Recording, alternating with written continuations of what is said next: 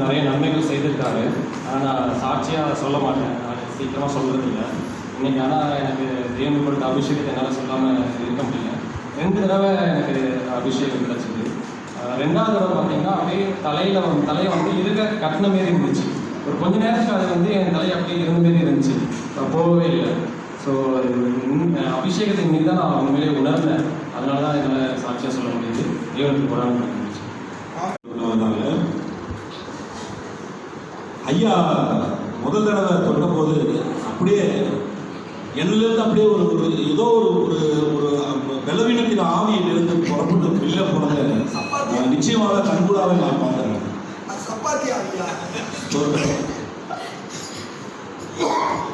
சாதாரணமாக வந்து என்ன சொல்றது, அவ்வளோ சீக்கிரமாக இதெல்லாம் நம்ப மாட்டேன், அவ்வளோ சீக்கிரமாக வந்து உணரவும் மாட்டேன்.